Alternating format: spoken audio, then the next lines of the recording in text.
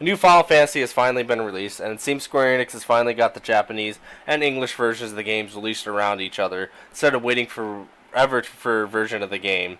Final Fantasy 13 2 came out in December in Japan, and I think this came out like in January when the year it came out. They're also planning on releasing DLC for this game throughout 2012, but I'll get to that shortly. Story in this game is phenomenal. It kept me wanting to continue each node, trying to figure out what was going on and how I can save each area. It's really cool going to alternate realities and different timelines, which really allows you to see how your actions have changed the world and what happens in time periods you normally couldn't get to. When you load a save game, you're presented with cutscenes of what happened so far, with the game loading in the background. This is so freaking cool, and I hope many other games adopt this instead of just text at a loading screen. Saving is a bit different than Final Fantasy 13. You can save at any time you want, and the game auto-saves at key moments. When you are in the Historia Crux, you can create save files a la Final Fantasy 13 style, and the last save file you choose is the one it auto-saves on. Most of the side missions have their own story arc that might require you to go to different areas to complete them, just instead of just kill X monsters like Final Fantasy 13.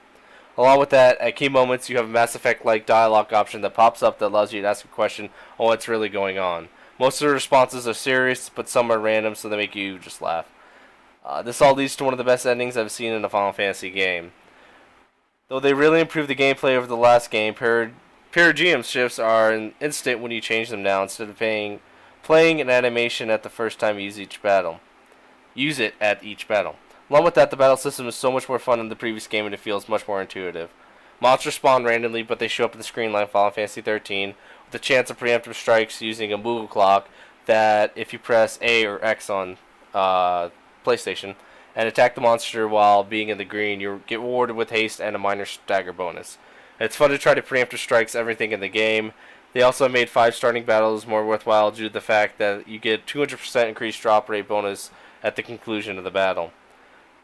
With Noel and Sarah being the only characters you can use in the game, you capture monster crystals sometimes after you kill it. So you could have a behemoth fighting right alongside you and make it choosing the right role combinations more fun due to the fact that monsters have their own strength and weaknesses even if they are the same role. They also added something that's both fun and frustrating at times, and that is puzzles. Most of them add a nice little diversion when you're doing missions and are fun to complete. The ones that make it frustrating are the time ones. Those get annoying real fast.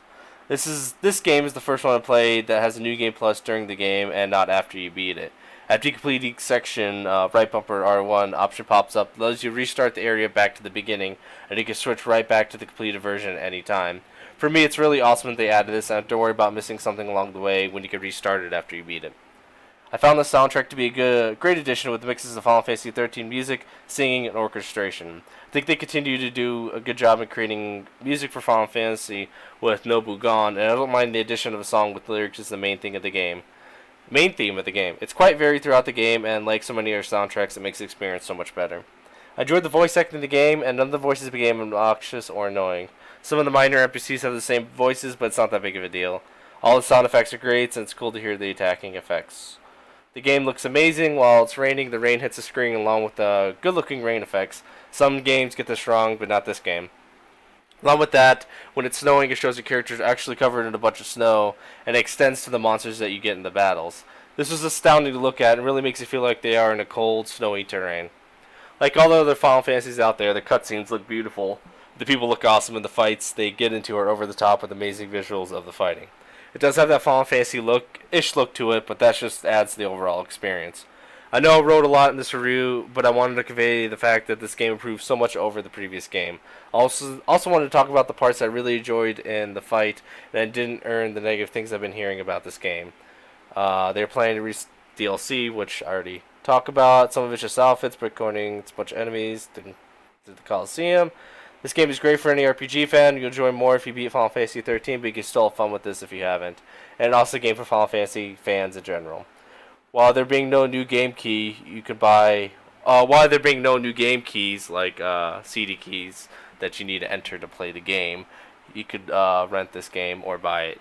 You should buy it or rent it ASAP.